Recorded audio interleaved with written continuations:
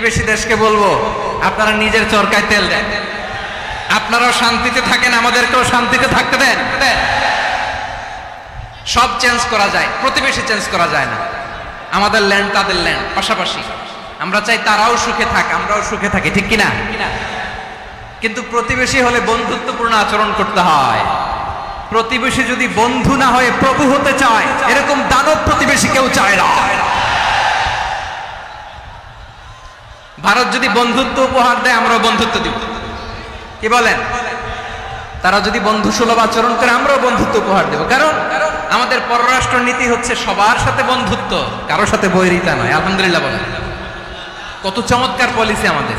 আমরা নির্বিবাদী, আমরা বাংলাদেশিরা শান্তিকামী। We are proud of that. এজন্য আমরা গর্ববোধ করি। আমাদের পররাষ্ট্র নীতি সবার সাথে বন্ধুত্ব, কারোর সাথে শত্রুতা নয়।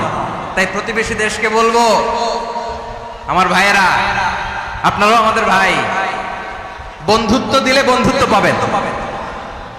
বন্ধুত্ব ইজ ওয়েলকাম, দাদাগিরি নয়। বন্ধুত্ব ওয়েলকাম, দাদাগিরি নয়। Loud and clear. ভারত যদি বন্ধুত্ব দেখায়, বন্ধুত্ব পাবে। কিন্তু ভারত যদি বাংলাদেশে আধিপত্যবাদ বিস্তার করতে চায়, বাংলাদেশের 18 কোটি জনগণ সেটা রুখে দেবে। ভারত যদি গৌর গোবিন্দের ভূমিকায় নামতে চায়, দেশের 18 কোটি মুসলমান শাহজালালের ভূমিকায় নামবে।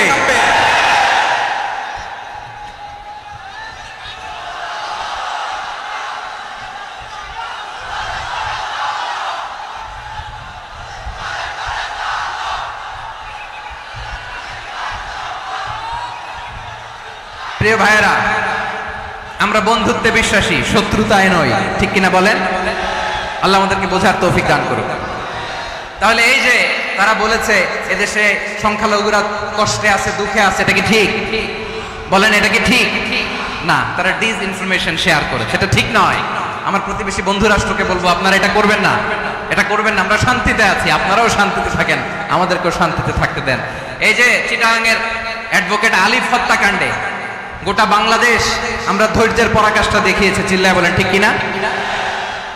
আমাদের নেতা আমাদেরকে ডেকেছে, আমরা শান্ত থেকেছি। আমরা শান্ত থাকতে চাই, আমরা ঐক্যবদ্ধ থাকতে চাই। যে কোনো ষড়যন্ত্র রুখে দেওয়ার জন্য ঐক্যবদ্ধ প্রচেষ্টার কোনো বিকল্প নাই।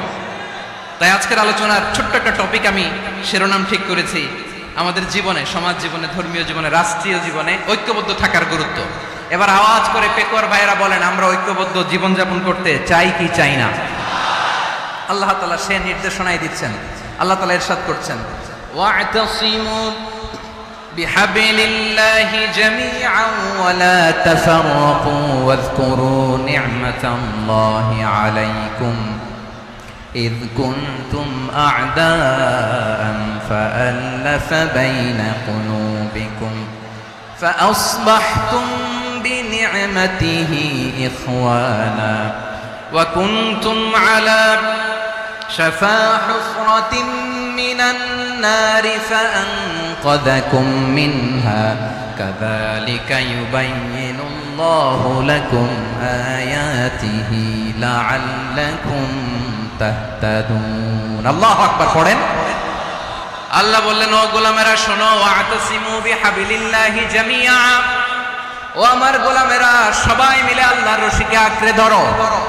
আল্লাহর রশি হলো ইসলাম, আল্লাহর রশি হলো কোরআন। আল্লাহ বললেন, কোরআনকে আঁকড়ে ধরো, ইসলামকে আঁকড়ে ধরো। একা একা আঁকড়ে ধরলে চলবে না, জামিয়া, সবাই মিলে আঁকড়ে ধরো। এই আদেশটা আমাদের জন্য দান করেছেন কে? আল্লাহ তাআলার নির্দেশ, ওয়া'তাসিমু বিহাবলিল্লাহি জামিআ, সবাই মিলে আল্লাহর রশিকে আঁকড়ে ধরো। হাবলুল্লাহ মানে আল্লাহর রশি। হাবলুল্লাহ মানে কি? রশি। এই হাবলুল্লাহ আল্লাহর রশি বা আল্লাহর রজ্জু দ্বারা উদ্দেশ্য হচ্ছে ইসলাম। আল্লাহর রশি দ্বারা উদ্দেশ্য কি? তাফসিরে অনেক ব্যাখ্যা এসেছে। এরকম পরিস্থিতিতে তাফসিরের সূক্ষ্ম সূক্ষ্ম বিষয়গুলো আমরা শোনাতে চাই, কিন্তু পরিবেশ হয়ে ওঠে না। আল্লাহর রজ্জু বা আল্লাহর রশি দ্বারা উদ্দেশ্য হচ্ছে ইসলাম। আল্লাহর রজ্জু বা আল্লাহর রশি দ্বারা উদ্দেশ্য হচ্ছে কোরআন। কারণ কোরআন আমাদেরকে ঐক্যবদ্ধ করে, ইসলাম আমাদেরকে ঐক্যবদ্ধ করে। চিল্লায় বলেন, ঠিক কিনা? এজন্য আল্লাহ বললেন, তোমরা আমার রশিকে আঁকড়ে ধরো, বিচ্ছিন্ন হয়ে না। আমার দেয়া নেয়ামতগুলো স্মরণ করো। যখন তোমরা ছিলে শত্রু, তোমাদের মধ্যে হৃদয়ে আমি আল্লাহ ভালোবাসা ঢেলে দিলাম, ফলে তোমরা সবাই ভাই ভাই হয়ে